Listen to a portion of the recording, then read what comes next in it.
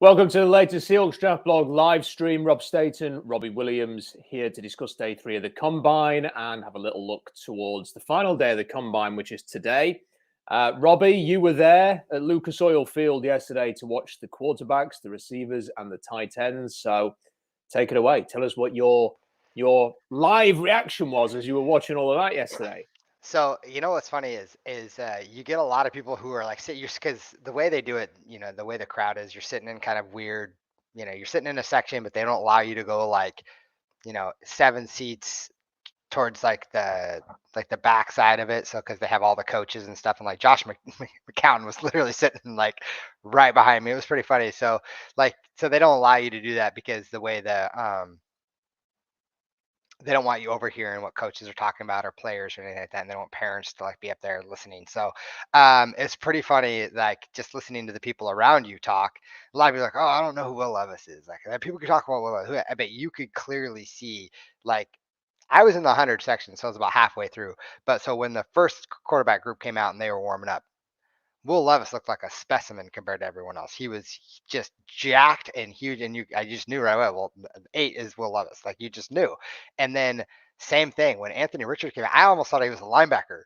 Like I was like, wait, what? And I had to I did a double take. They just looked different. I mean, just passing the eye test alone when you're seeing them on the field. And then I know it's eye test doesn't really matter. It's different when they have the pads on and such. But I'm telling you, it was just a different feeling when you get to see it live. And then once they start throwing, you can tell the difference of velocity, effort, the way the ball comes out of their hands, the way that they're moving, the way that the confidence they have in their throws. Like you could see some guys were putting maximum effort to throw it deep, and you could see some guys who it was just effortless.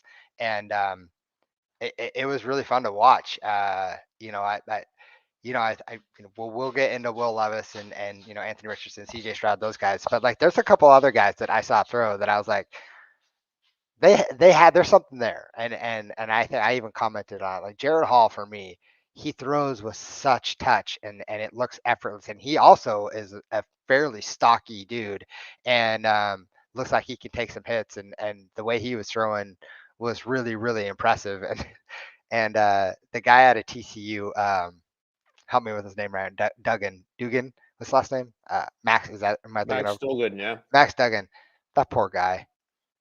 Even so what's fun is you watch, even when the wide receivers are doing, their turnaround catch, the quarterbacks are throwing, so you get to see it. And he was struggling just to throw that quick little 5-yard pass to them and be accurate. Everyone had to catch like down here or reach back, and it was just fun to kind of just see like those little aspects of it as well.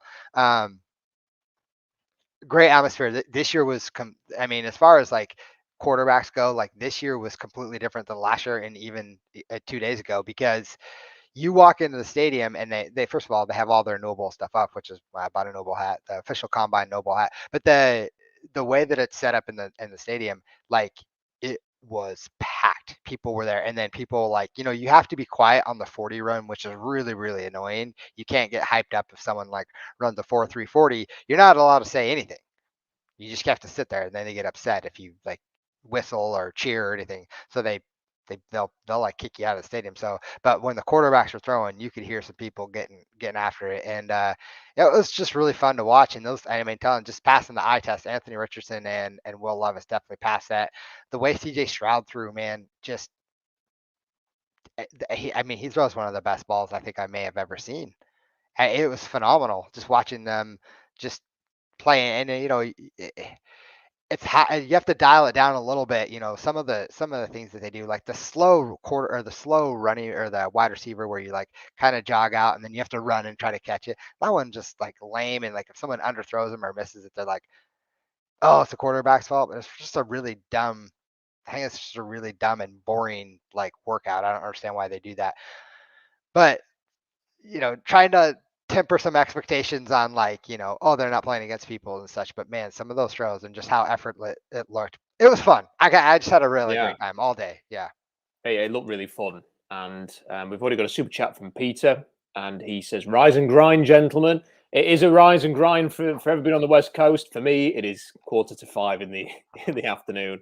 And very much looking forward to the final day of the Combine. And thank you, Peter, for your super chats. Send those in. So, Robbie, my thought on this was, as I was sat there watching all of this unfold, and you can sense the excitement building around Anthony Richardson from the media. There was a buzz around the fact that he jumped as well as he did, and the way he'd interviewed and everything like that. And everyone was expecting this big physical show.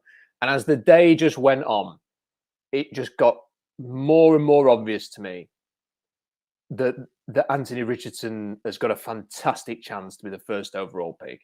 The way that this was just going about, and for months we've had people analysing what he can't do.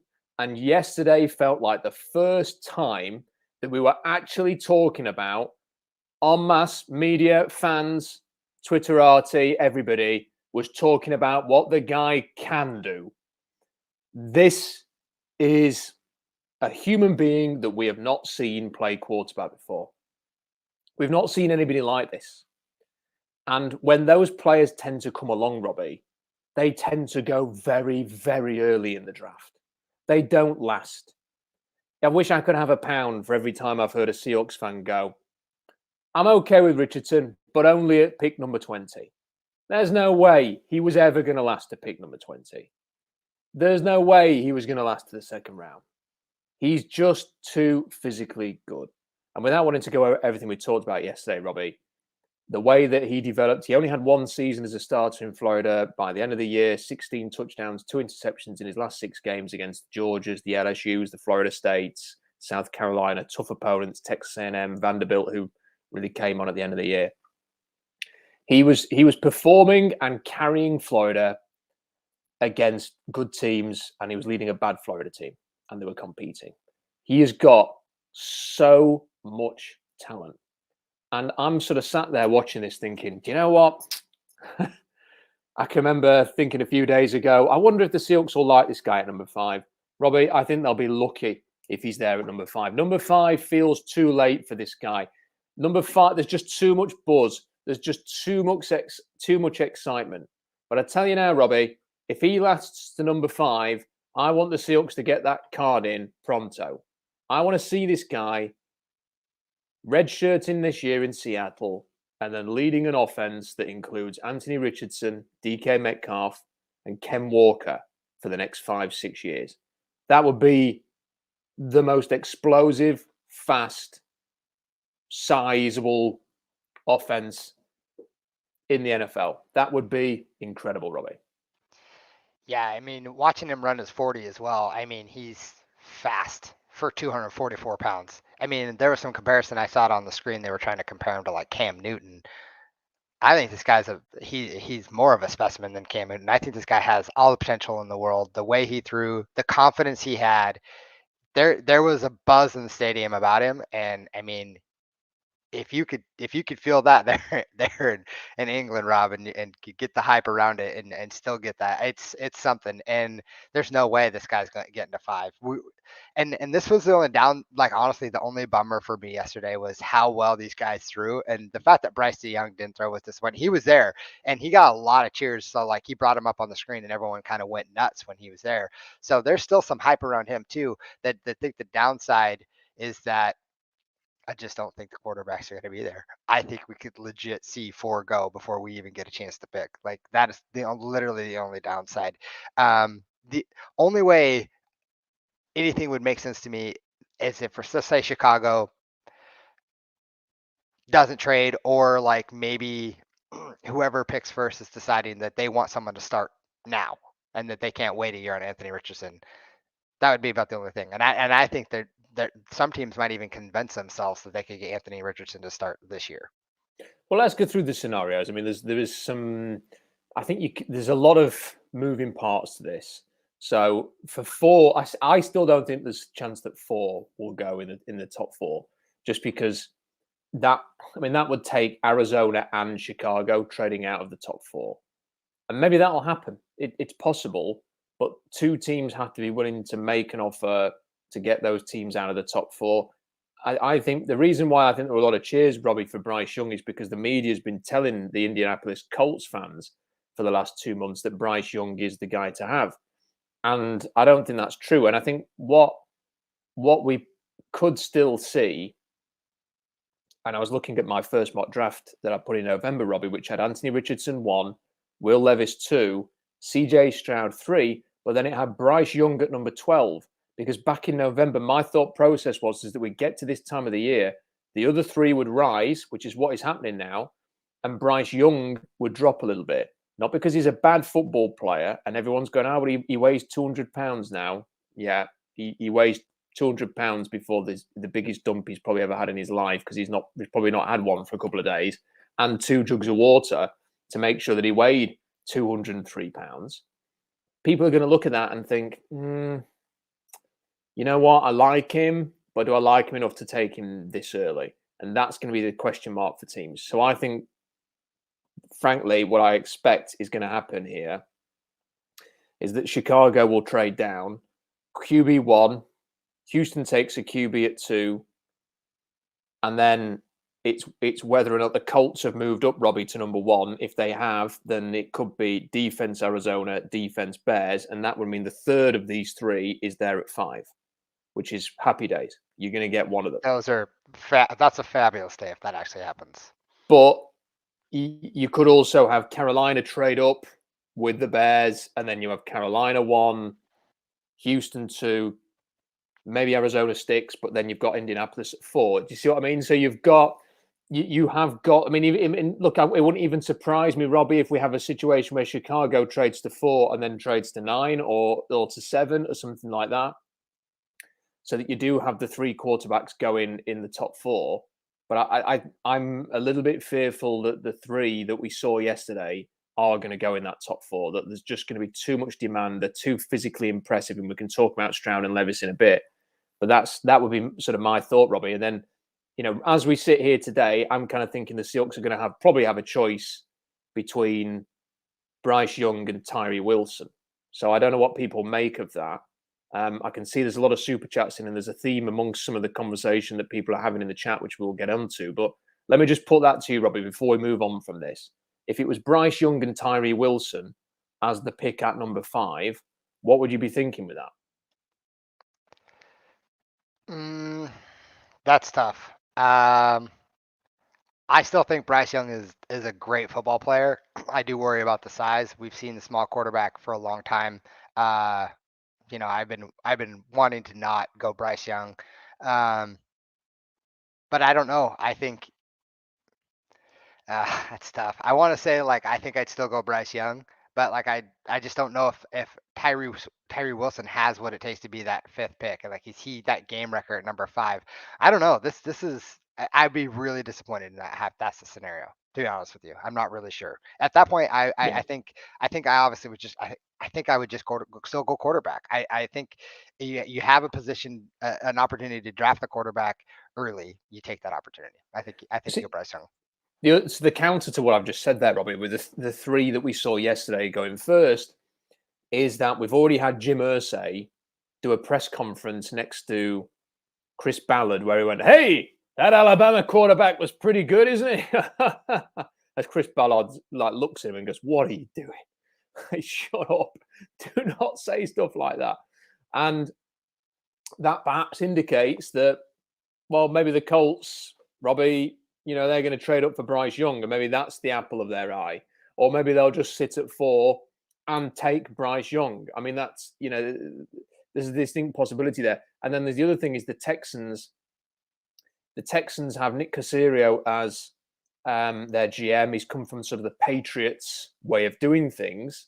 And, they haven't traditionally been the team, Robbie, that goes for the big, strong, traitsy quarterback. That obviously they had Tom Brady for a long time, but they drafted Jimmy Garoppolo in the 2nd round.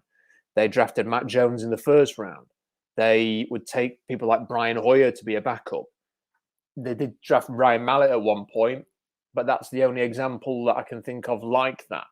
So would they be interested in a smaller quarterback for their system? Plus, D'Amico Ryans is coming from San Francisco, Robbie. He's bringing that offense with him. And what does that offense rely on? Timing and accuracy, which is Bryce Young's wheelhouse. And he's not that much smaller than Brock Purdy, really, or Jimmy Garoppolo. So perhaps Bryce Young could end up 1 or number 2 with the Colts or the Texans. The teams that sort of worry me for these guys, Robbie, the Colts a little bit, because I can imagine Chris Ballard liking some of these big arm traitsy players. But it's teams like Scott Fitterer at Carolina, who's come from the Seahawks, John Schneider way of doing things. We know Schneider loves traits. It's Carolina being aggressive to trade up. But how much is it going to cost them to trade up? David Tepper has been very, very aggressive in wanting to be sort of, we want to go and get a star. I just get this impression, Robbie, that when if he was at Lucas Oil Field or if he was watching the combine at home, he'll have been on the phone to Scott Fitterer and to Frank Reich yesterday saying, this Anthony Richardson guy, I want him in Carolina next year. That's what I'll be thinking. I mean, you make a lot of good points there about, like, you know, a team. Clearly, Bryce Young interviews really well, you know, and he is a stand-up guy. You know, like you said, accuracy and timing is his thing. I can see a team easily falling in love with him and picking him prior. That's why I said it was a little disappointing not to get to see him throw yesterday, just because of all the buzz around the other 3 quarterbacks. But I mean, whoever you take at 5, I think this is a quarterback you double dip in. I think this is a good quarterback class that you double dip in. You take someone who might fall, a Jaron Hall or someone like that in the later rounds. I think you double dip in the quarterback, and if you can stash him on the practice squad or even be, you know, compete for the number 2 spot, I think that's what you do. You double dip in this quarterback class. This is watching those guys throw yesterday was a lot of fun. And, you know, obviously the big 4 are going to be the ones who are going to get the most talked about. But, you know, there are some other quarterbacks that you know, you could take a flyer on just for, you know, see if there's something they can develop there later. But I think we're going to have to trade up if we want one of these 3 guys, unless a team falls in love, or like you said, if a team really wants to go defense first, and there's a chance that Houston could go defense as well, right? I mean, there is the possibility that maybe they fall in love with Tyree Wilson, or maybe they want Will Anderson instead. And it depends on free agency and where, you know, some free agency quarterbacks go. That number 5 compared to that number 3 spot really is annoying right now. Oh, absolutely. What I would say, though, is it's just a natural thing to do that I view these quarterbacks, Robbie, through the eye of the Seahawks, because I'm constantly trying to work out what the Seahawks are going to do, who they might like. That's the purpose of the blog. And we know John Schneider loves traits. You know, this is the guy. One of the first things John Schneider did as a GM was trade a 3rd-round pick, and he basically swapped a pick in the top of round 2 for a pick at the end of round 2 to go and get Charlie Whitehurst. You know, this is a quarterback. This is a guy who loved Russell Wilson and Patrick Mahomes and Josh Allen. You know, traits. Yeah, Wilson was shorter, but he had the big arm. You know, character. This is what he looks for.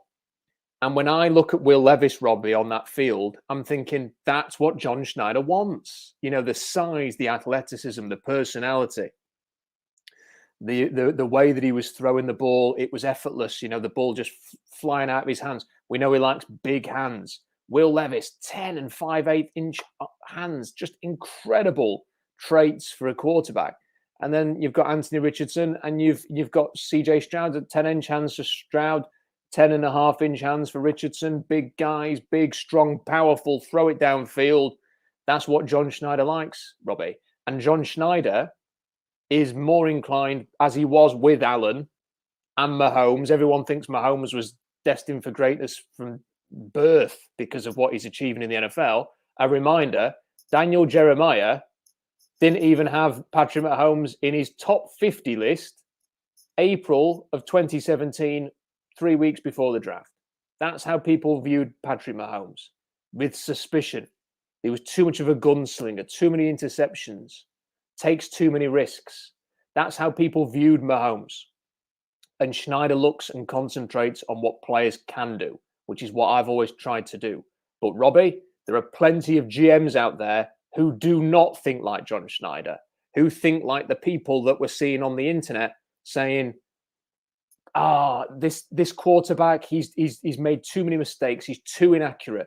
We can't trust him. He's too inexperienced, Anthony Richardson. I don't want to go down that road. I want to go for Bryce Young. He's a safer thing. I want to go for C.J. Stroud. I don't want to draft one of these. I'll go in a different direction, Robert. GMs do. So why can I sit here and think, yes, these players are going to be off the board? Not every GM feels the same way, and not every GM is attracted to traits in the way that John Schneider is.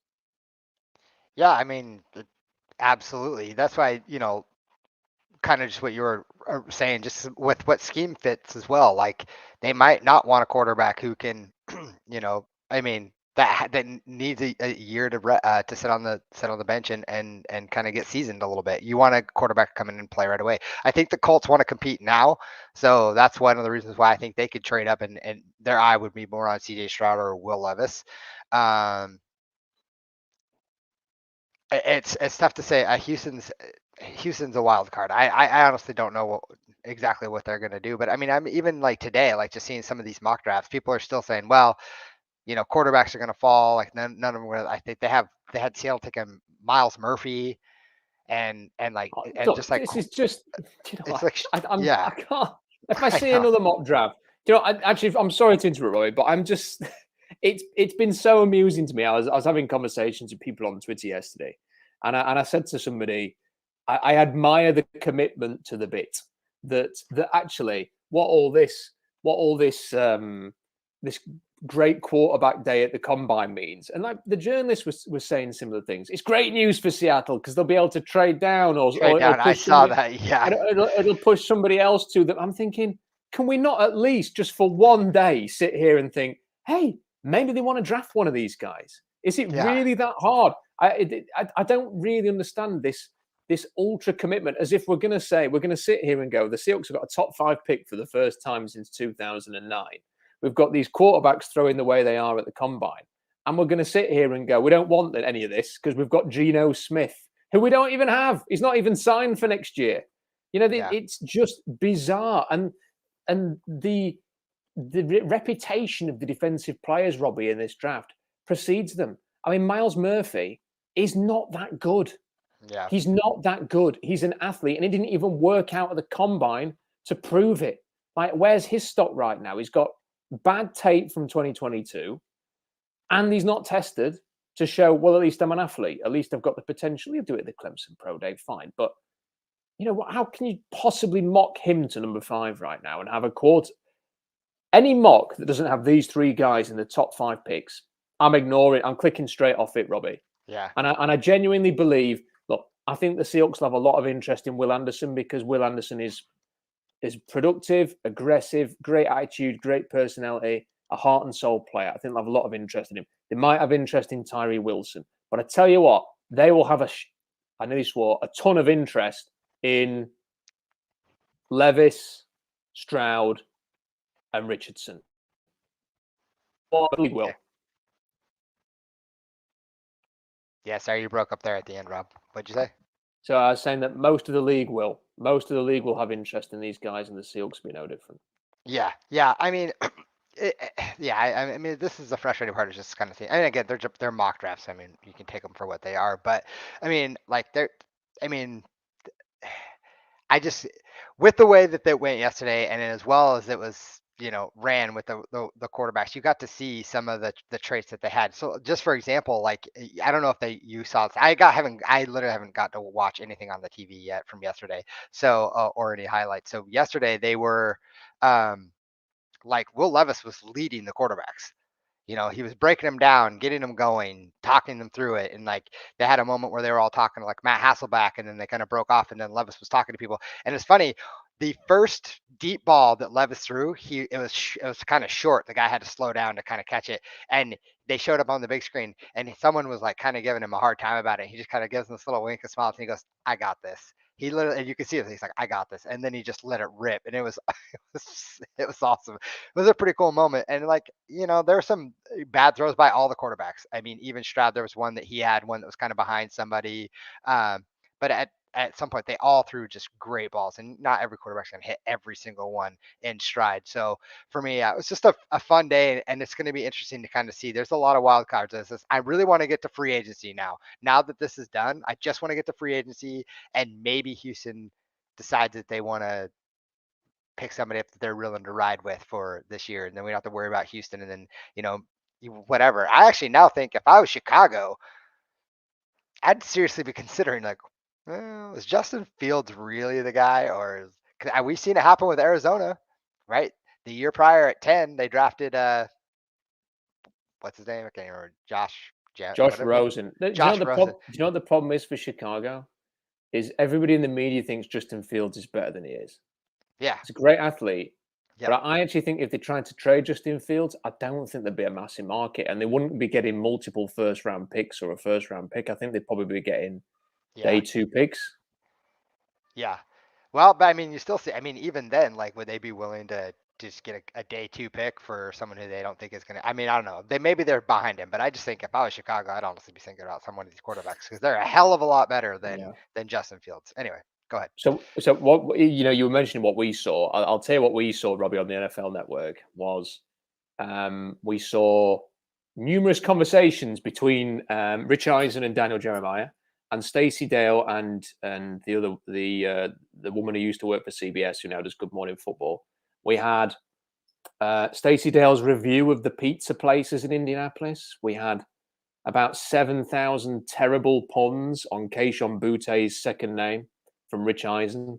We had Daniel Jeremiah giving you can't buy analysis like this, Robbie. This is an impression of Daniel Jeremiah. Oh, yep. That's a good throw. Oh, good catch. Oh, that's a fast time. That's basically the crux of Daniel Jeremiah's analysis that we've had for the last 3 days. So that's the kind of stuff we've been having. I wish I was sat next to you there so we could have seen maybe a bit more of what you were talking about. But I tell you, the teams will love the way that people gravitate to Levis. Look, I've spoken to people at Kentucky about Will Levis when I interviewed him. I've spoken to people around Will Levis. They all absolutely think he's amazing and beloved. And if he's doing that, Robbie, and leading the quarterbacks, teams will have noticed that. And that's the thing. That's not just the traits and the potential and the upside. It's the character of the three that we're talking about here. And Bryce Young, amazing character, no concerns there. You're going to happily have them lead your franchise. There's none of the talk like we had with Justin Fields about, is the character 100% there? Is he a big leader or anything like that? We've not had any of that stuff. They're all very, very well respected and impressive people. I mean, going back to quickly onto the point, we've got a ton of super chats I want to get through. I've been gone behind on this. I think there is still a chance, Robbie, because Levis was very good, but I think he suffered a little bit from being before Stroud and Richardson. So it's kind of like he's been lost in the wash a little bit. Everyone's been sort of, wow, Anthony Richardson. And then they've gone, oh, yeah, but by the way, C.J. Stroud probably threw better than Anthony Richardson. Oh, yeah, he did, didn't he? So we've kind of that's been the analysis. And Levis has got lost in the wash a little bit. And there are some things on tape that people, some GMs will love him and some will. And I do think there is a chance, Robbie, that he could still be there at number 5. I think he could potentially be the one. If there is going to be one of, and even if 3 quarterbacks go in the top 4, Robbie, whether Young might sneak in there and Levis might be the one who lasts to 5. I think if Levis is there at 5, then the Seahawks will take him. And that's just my prediction. Unless Will Anderson was also there and they just happen to think the world of Will Anderson, I do think they would probably take Will Levis in that situation. So that's my thought on it. I thought it was an amazing, just really, really fun to watch, Robbie. And I don't remember a year where you've had so many physically impressive quarterbacks, and that was the thing that stood out to me. To get into the super chats then, Slacker Hero, with how well Stroud, Levis and Richardson have tested, is it possible the Hawks would have to trade up to get one of these guys? What should they do? What do you think about trading up then, Robbie? It's something that I've pushed back against because I think the Seahawks are desperate for talent. They really benefited from a deep draft last year, and I think they would benefit from picking it again. Although I have to say, Robbie, I've not written a mock draft, but I was kind of playing around with one today. And when you get to 20 and 38, there is part of me that thinks, I can't. There's nobody I really love to put here, and there may be some players that I'm overrating or whatever that would be there at 20, and I'd be very happy to take them. But as I was doing the mock, Robbie, I was kind of thinking, yeah, there's not anybody that really sort of grabs me by the balls and says, oh, get him at 20, that's amazing. And as I was doing that, I was thinking, you're never going to be in this position again. You're never going to be 5th overall with a quarterback class like this. If you want to trade up for a quarterback in the future, it's going to cost you an absolute fortune. It could cost you 3 first-round picks to do it, like it did for the Niners. So you've got the stock this year. You won't have this stock next year. You won't have an extra first and an extra second to use. I don't know. Could you take your 20 and your 38 and move up to number 1? Is that possible? And then you don't have to worry. If there's somebody that you have to have, you've got them. If you've got that number 1 pick in 2 weeks' time, 3 weeks' time, Robbie, end of debate. You don't have to worry about anybody else taking him. If you come out of this combine and you are John Schneider and Pete Carroll and you're going, Anthony Richardson, we've got to have him. Will Levis, we've got to have him. C.J. Stroud, we've got to have him. Is it worth it for 20 and 38? Because I'm telling you now, Robbie, there's not one Kansas City Chiefs fan who is quibbling over the picks they spent to trade up 17 spots to get Patrick Mahomes.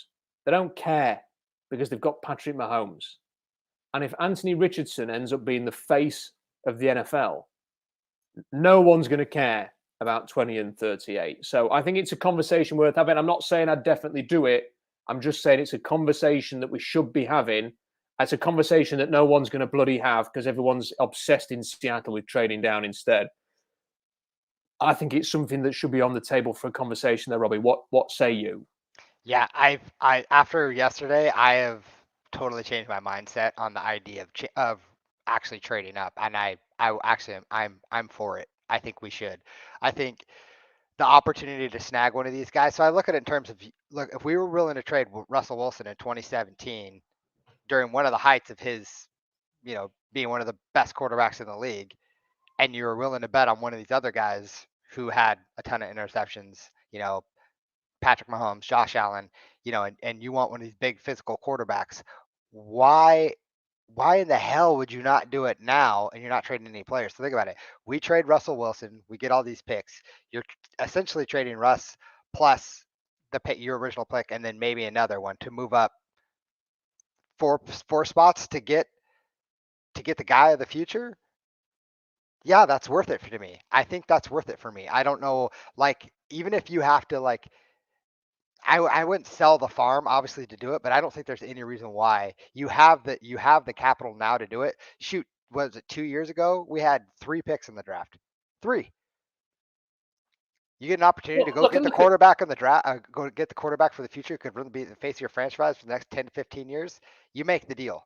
I don't see any reason why not. Look at it this way. If you use 20 and 38, Robbie, and move up to number 1. Let's say it's number 1 just because, whatever. Sure. Yeah. Let's say the Bears are open to that because they get the picks now. The Russell Wilson trade would end up being, for Russell Wilson, you got. Are we just going to say Anthony Richardson for the point of an argument? Let's say, or whatever. It could be. It could be. It could be any of the 3. Stroud. Yeah. Any of the 3. You would have then turned Russell Wilson into Anthony Richardson, Charles Cross, and Boye Mafe, plus Shelby Harris, Drew Lock for a year, and or maybe more if they re-sign him, and Noah Fant. I mean, when you actually look at it like that, if Anthony Richardson ended up being what we suspect he might end up being in the NFL, that's a fantastic return.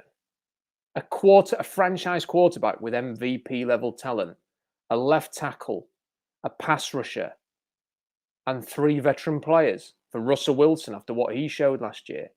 Is that honestly, how could anybody turn around and go, not happy about that? And you'd still have 53. So you'd still have your own second round pick, your own third round pick. So yet it would just be that Russell Wilson helps you get the top pick in this draft to go and get the guy that you want. For me, Robbie, that's what this should be about. I know people obsess about quantity, picks. How many shots can you take? How many of this can you do? At some point, you've got to build a football team. Talent wins. difference-making talent is what wins Super Bowls and wins championships. And I'm just looking at these three quarterbacks, Robbie. I can easily imagine one of them getting Seattle on a deep playoff run. I mean, Richardson's just got that X factor about him. You know, if you could put a team around him with him on a rookie contract, Robbie, you know, build up your defense in free agency and then put Anthony Richardson out there, not this year, but next year with a loaded defense and a good running game and some good weapons. How is that not a recipe for a playoff team, a serious playoff team, serious threat of a playoff team, Robbie? And when you sort of put it in that context, I think trading up kind of makes sense. And you know what?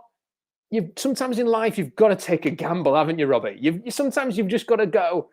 You know, nothing's won without taking a bit of a risk and going for something. It was a risk to start Russell Wilson in 2012. It was a risk to trade for Marshawn Lynch. It was a risk to trade for Percy Harvin. It didn't work, but he kind of helped you win a bloody Super Bowl, didn't he, with the way that he played in that game? I would have made that trade again just for that one return.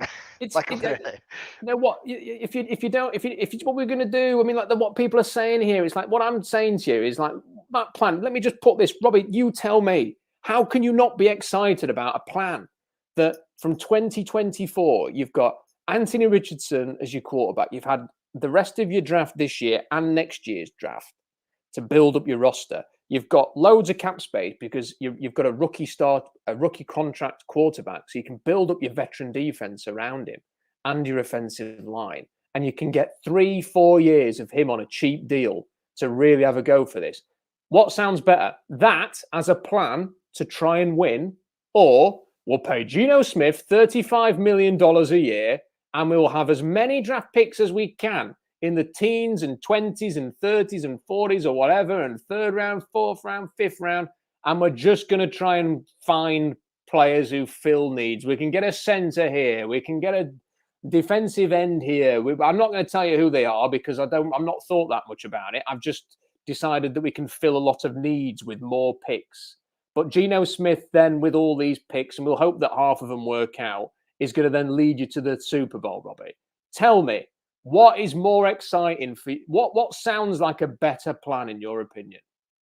Oh, obviously having the first quarterback and with on a rookie contract, whether it's Stroud, Richardson, or Levis. I want one of those guys. I walked away yesterday saying we need to come away with one of those three guys. I don't care. I mean, I like all three. I think all three will be phenomenal quarterbacks. I think it's a great class. This is a phenomenal class, and I think we need to get one of these three. So we need that. I'm ready to let Geno walk. I don't want to hear the shenanigans of paying him 35 to 40 million anymore. He's not worth it. It's a great story. He did nothing against Geno. Like, I appreciate the year that you gave us and everything, but yeah, he's not the guy that's going to lead. I would rather re-sign Drew Lock and then have one of these quarterbacks and have them compete to see who starts this year. And if it's Lock, fine, then let him start for the year. This is an opportunity. Yeah. Go all in. Just go all in and get the quarterback for the future. And it's worth a shot. And if he fails, at least you took your shot, like you said. Yeah, and the thing is that if you let Geno Smith go, that's even more money to build up your defense for like the takeover of Anthony Richardson. So I don't know, like the Seahawks are a splashy team, Robbie, and then like every now and again they sort of threaten to be a splashy team and they're really conservative, and we kind of saw that. And then they go and do something like the Jamal Adams trade, and you know that. I don't know. I'm kind of torn on this. You and I talking about it now has made me sort of think, do you know what? I think there's an article in this. You know, there's something to flesh this out and sort of break it down. Here are the pros for trading up. Here are the cons. Here's what you're actually going to get if you do this. Here's what the ramifications are. You know, if it doesn't work, I don't know. Sometimes I just think I'd rather be bold. But the thing is Robbie, is people will go, well, you didn't like the Jamal Adams trade. When I say be bold, there's being bold. That was stupid. Stupid. Yeah. There's being bold, which is I'm going to go from 5 to 1 to draft this unicorn of a quarterback to lead the offense and give us all the benefits of a rookie QB contract for the next few years. So I'm going to do that. Or there's trading the house for a box safety. I mean, like and then giving him $17-18 million a year. So there is a bit of a difference there. I'm more intrigued by I don't know if 20 and 38 will get the job done. We've got a super chat on that topic, so we'll carry on this discussion before we move on. XXS WWS says, no question, just appreciate what you do for the 12s. Thank you for the super chat. Really appreciate that. Jeffrey says, on that note, what cost do you think will be too expensive to pay in order to move up and get your guy? Jeffrey, thank you for the $10. So, Robbie, go ahead. I'll say dipping into next year's draft. I think that's too completely. much. So even if they said, okay, we'll do this deal, but we want your second round pick next year as well. Not a first. Okay, let me rephrase that. I'm not willing to give up the 5th, the 20th, the 38th, and a first round pick next year. I think that's too rich. I think that's too much to ask. But if you want to go our 5th, our 20th, maybe a second next year, and one of our seconds this year, okay, then I'm listening. I think that's starting to reach that point though, where like that's almost too much. Well, you're guaranteeing a top 5 pick for the Bears, which the Panthers can't guarantee. Right. You're guaranteeing another first round pick this year, which the Panthers can't guarantee. A second round pick this year that the Panthers can guarantee because they've got 2 seconds because of the McCaffrey trade, I think. Yes, that's correct. And then a second next year. So the Panthers said, well, we'll give you our next 2 first round picks and something else this year, like a second round pick. Is that more attractive? I don't think it is, because they go from 5 to 9. You get your next 2 first rounds, but that's way down the future. And the Bears are in a position, Robbie, where I don't think this GM, after what happened last year, has necessarily got, give me 3 years to sort this out. You know, it's like, come, we need to improve now. We were the worst team in the NFL. We've got to build, if we're going to keep Justin Fields, we've got to build around him and give him a chance. So I think you've got a better offer there. But I'm getting tempted by this, Robbie. This is starting for, just the... It is. I know. You're just being at 1 and sort of thinking, right, okay, don't need to worry about anything else. Everything's sorted. You have the first pick. You can have whoever you want. You can spend, if you get it in the next 2 weeks, Robbie, you can spend the next month working out who you're going to take. You can say, we like the 3. We're going to decide which one we're actually going to take over the next 3 weeks. We think it's probably this is the leader in the clubhouse, but we'll keep an eye on the other 2 as well. We're going in. Rookie quarterback. It intrigues the heck out of me. Yeah. That's the kind of aggressive move that I can get behind. And it's funny how I'd have been repulsed by the idea not so long ago. And now I'm thinking, here we go. I'm not against that idea. And I don't think there's any problem having a conversation. I'm not saying I definitely would do it. I'm just saying it's a conversation. Worth having a conversation. Yeah. Sully V says, I only think Pete and John are sticking to their plan of drafting a quarterback with the number 5 pick. After seeing the QBs throw, it's a sure pick. John will have already decided which QB they pick. And I think he's going to love Will Levis. I keep saying this. And if he thinks Will Levis will be there at 5, and he does, and my hunch is right on Levis, then he won't need to move up, Robbie. You will just be able to get him at 5. So that's something that we also need to contemplate as well. He might just be able to sit there and get who he wants. Because he really liked Josh Allen in 2018. And he was he the number 7 or number 8 pick, Robbie? So Will Levis could be there, and Anthony Richardson could be there. If they're viewed similarly. Yeah. I think this was part of John's plan the whole time. You trade Russ, bring back Geno. I don't think they expected Geno play as well as he did, but I think they have their eye on somebody. I think John probably likes a couple quarterbacks in this class, and I think this was part of his plan. I don't think he's going to be afraid to trade either. I think we haven't been shy about trading first round picks in the past. Percy Harvin, Jimmy Graham, Jamal Adams. Like, why stop now? Why would you not take the opportunity to move up to get a quarterback? Like, for me, this is aggressive. Anytime, Robbie. Anytime you can trade up for this.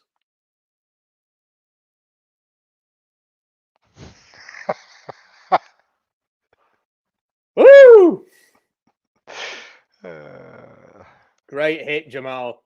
Great hit. Leveled him. There we go. So, anytime you can trade up for that, it just has to be done, Robbie. It just has to be done. Okay, let's get through there's some more super chats in here. This one from Kevin. If Carolina really likes Anthony Richardson, 5 for 9 and Brian Burns, They're not going to trade Brian Burns. The reason that the Panthers feel so inclined to be aggressive is because they love their defense. They think their defense is great. They like their offensive line. They want to use their picks to trade up and get what they feel is the last thing they need, which is a great quarterback.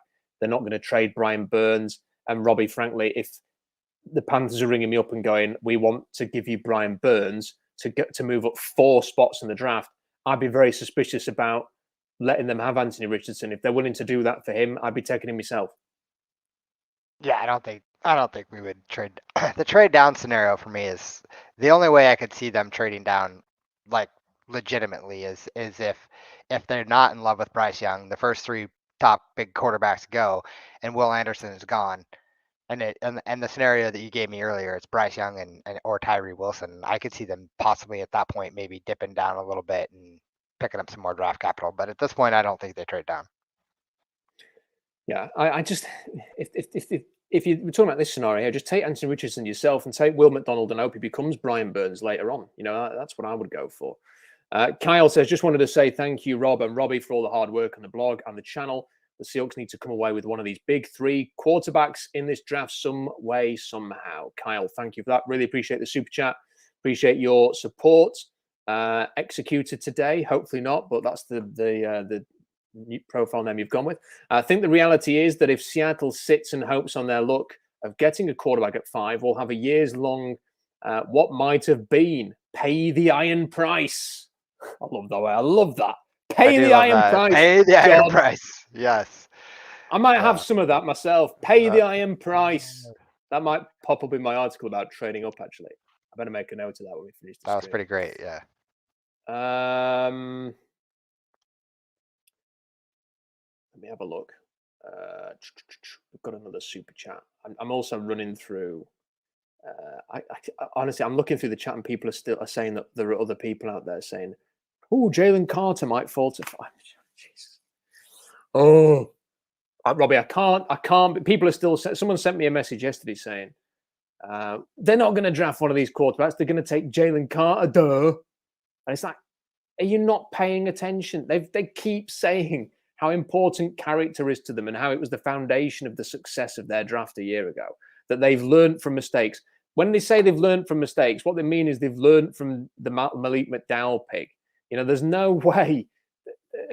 There was an article yesterday, Robbie, that said that Jalen Carter had been pulled over by the cops weeks before the tragic accident happened because he was speeding, and they told him to watch his speed. He's not going to get arrested, but you go and tell all your friends, don't do this, it's dangerous. And then a few weeks later, they took that on board, didn't they? Are you honestly telling me that anybody's going to draft this guy in the top 5? You're having a laugh. And the Seahawks are definitely not going to be taking him. He ain't going to be in. There's more chance they'll be drafting me at number 5 than Jalen Carter. Jay says, love the thought of taking a shot at greatness. Didn't John Schneider look super relaxed at his press conference? Maybe he liked what he heard and has seen. He has seemed very relaxed, Robert. Here's another thing I want to throw in there. And I'm conscious we're running against the clock here because the combine's going to start soon. But John Schneider's doing a lot of media, isn't he?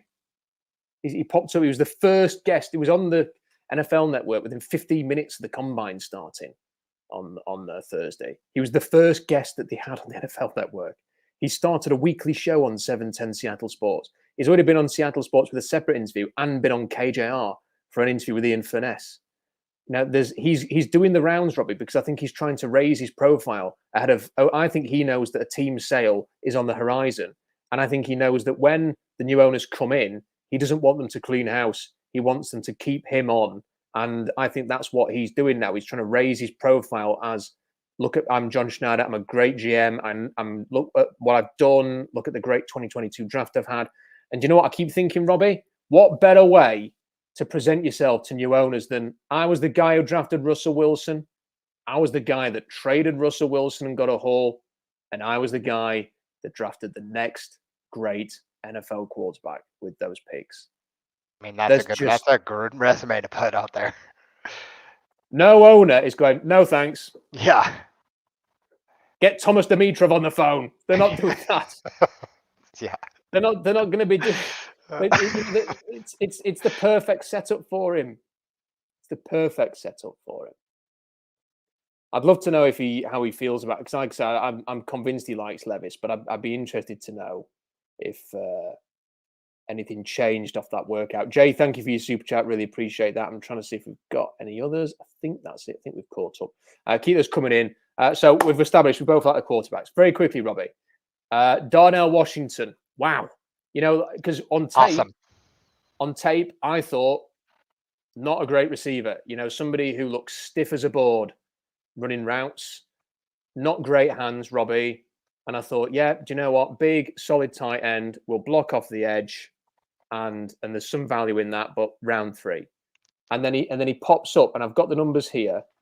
The short shuttle and the 10-yard split are the 2 things to keep an eye on with tight ends. And I did a list on my Ultimate Combine preview.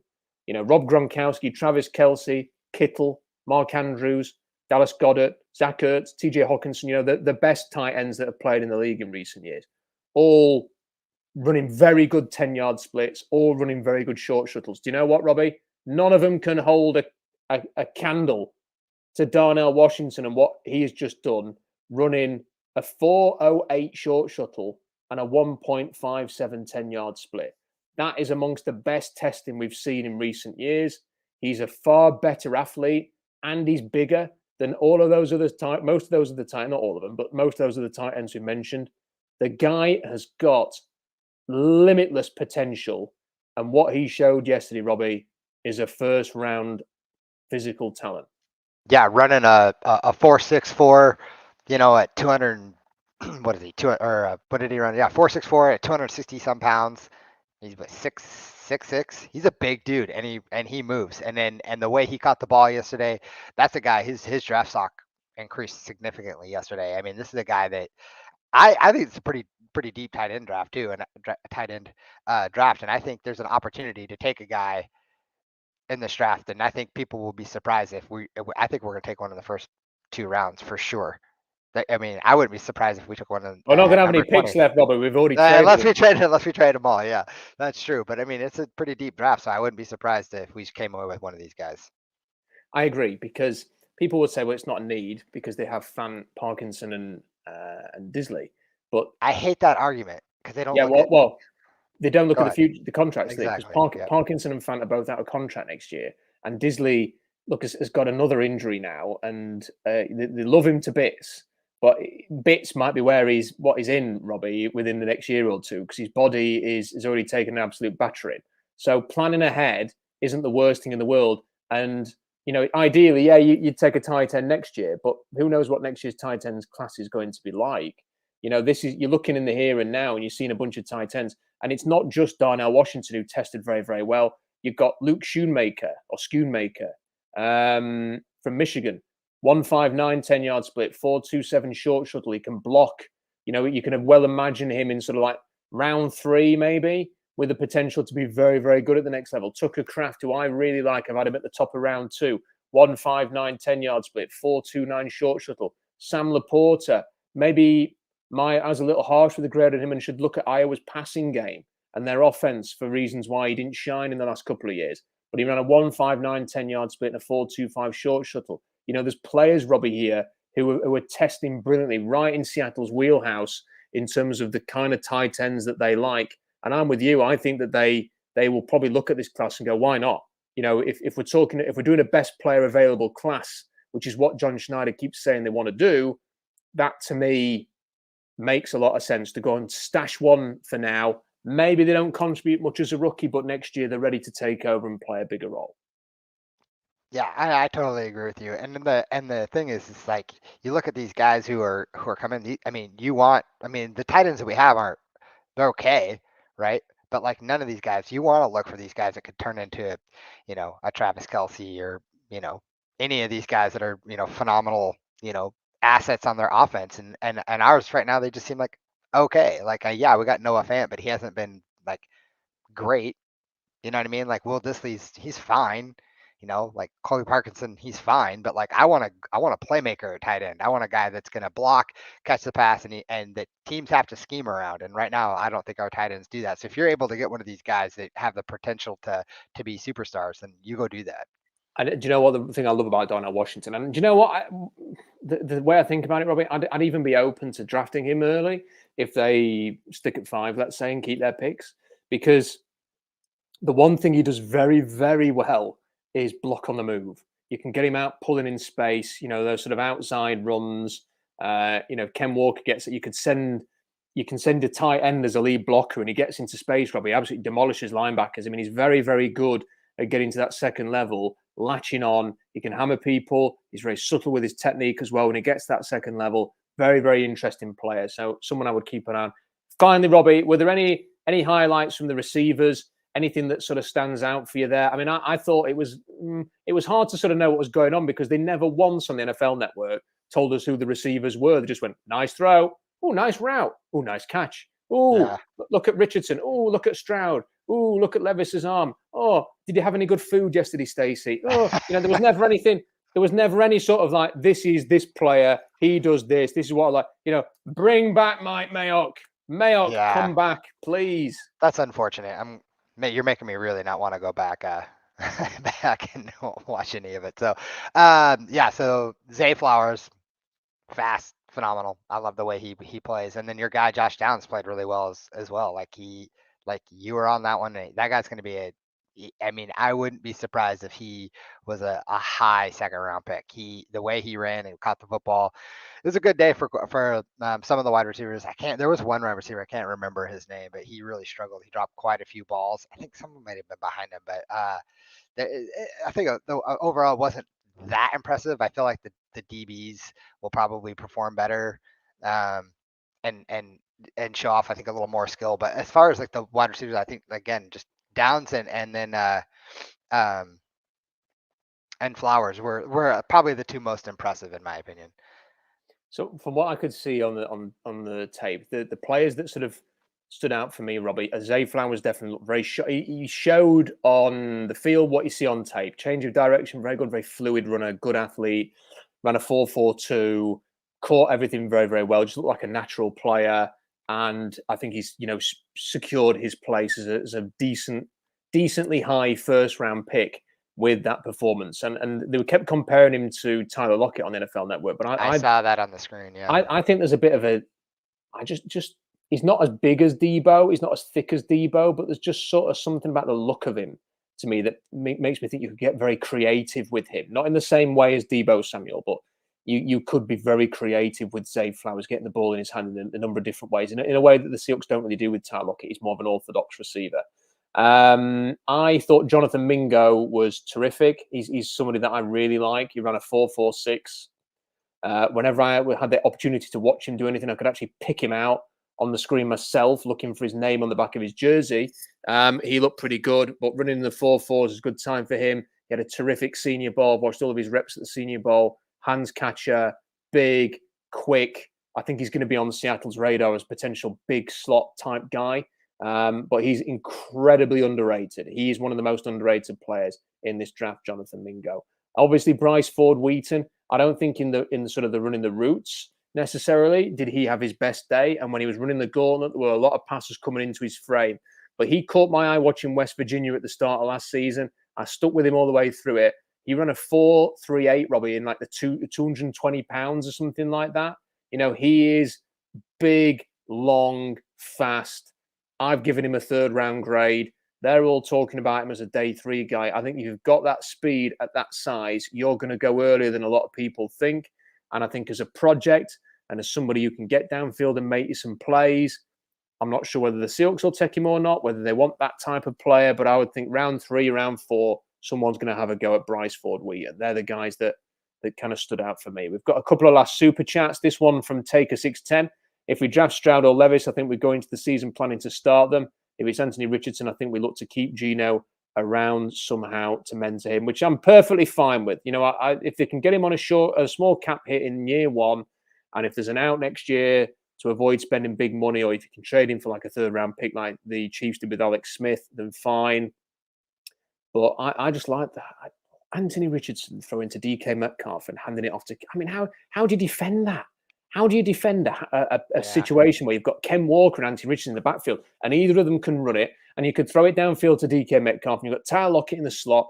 You've got Dardell Washington blocking off the edge. It's dreamy. It sounds explosive and exciting, and I want to be excited, Robbie. I want to be excited. I don't want to be bored watching the Seahawks. Yeah. I don't want to just have every need filled and everyone feel good about that. I want class. I want quality. I want teams to be jealous of us again. And I Zach think, says, hold on. I think I'm going to go talk about that. I think if we draft Stroud or Levis, I don't think the plan will be to start them right away. I think it'll be let them compete right away to start with Drew Lock. I think we bring Drew Lock back and then they'll compete. And then with Geno, I think you're right. If it's Anthony Richardson, I think it'll be the same thing. They'll probably bring in Geno and back somehow and then go for it. And Zach says, thanks for your work, Rob and Robbie. This is great. If you were GM and you traded to number 1, which quarterback would you take? Robbie? Which quarterback would you take if you traded up to number 1?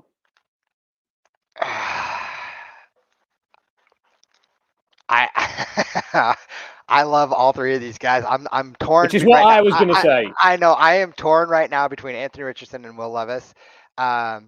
But I'm telling you, I never thought, it's the middle of the season. If you told me anything about C.J. Stroud, I would have just said no, absolute no. But the way he played against Georgia and the way he threw yesterday, it made me change my opinion on him. I'm struggling between the three of them. I don't know if I can answer that right now. I think off pure potential, I might go Richardson just because I think like the pure potential there is phenomenal, and the idea of having him, groom into one of these, Josh Allen type quarterbacks sounds awesome. But I don't know. That's too hard to tell. I can't say that right now. I don't know. My answer is any. I honestly, I don't mind. I like them all. I think you can make an argument for all three. And I'm sorry to sit on the fence like that, but I'd be excited about any of them, quite frankly. I think if you're going to trade up, though, I think trading up for the guy who looks like he could be MVP one day is an easier sell than we're going to trade up for Will Levis, who you kind of like, and maybe even for C.J. Stroud as well. But then I think Stroud, watching that Georgia game, the player that came to mind when I was watching that was Mahomes. He looked like Mahomes in that game. So some food for thought there. Robbie, appreciate your time. I'm guessing you're going to be okay for tomorrow, just to recap everything. If not, we can have a conversation about that off air. But we will definitely do a live stream tomorrow to run through everything one way or another. There will be a stream here discussing everything that we've seen from the Combine. Jeff's going to jump on a stream with us as well, I think on Tuesday. This is going to be a very busy week in the blog. I'm going to do big Combine reactions, posts, probably a mock draft, who I want the Seahawks to sign in free agency. We've got free agency just around the corner, like a week away now or something like that, or 10 days. Was it like 8 days away until the tampering window opens? So that's coming up. It's going to be a really busy time. So stay tuned to the channel. Make sure you subscribe and like. Have you got something to jump in with there, Robbie? Yeah, well, Kira Wong just said, pulling for you, Robbie, and I was kind of confused for a second there. Then I scrolled up a little bit and saw that he said Richardson and win your bet, bro. Yes, you're right. I should have hands down should have just said Richardson at number 1, because if that's the case, then I am $15,000 richer. So $15,000. I mean, look, $15,000 is a lot of money. So I wish when you'd said that, I thought I'd got the balls to put 100 down myself, Robbie. It's a shame that never happened. I might actually have a look now and see what the odds are, because there's sometimes a bit slow on the uptake in the UK on some of these things. So I'll have a look and see what it is. But 15,000 big ones would be very, very good. Nice. Okay, so subscribe to the channel. Make sure, because you won't miss anything then. Make sure you like the video, share, tell your friends, subscribe, check the videos out. Leave a comment in the comment section, even if you have been commenting in the live chat, because it helps with the algorithm. Also, SeahawksDraftBlog.com, live blog starting in 10 minutes time, final day, big recap post. I have all the TEF stuff later on as well. I've got a big sort of 8, 9, 10 hours of work ahead of me. Can't wait for it. Love it. Last day of the Combine. So SeahawksDraftBlog.com for all of that. Until next time, we'll speak tomorrow with the next live stream. Bye for now. Enjoy the final day of the Combine.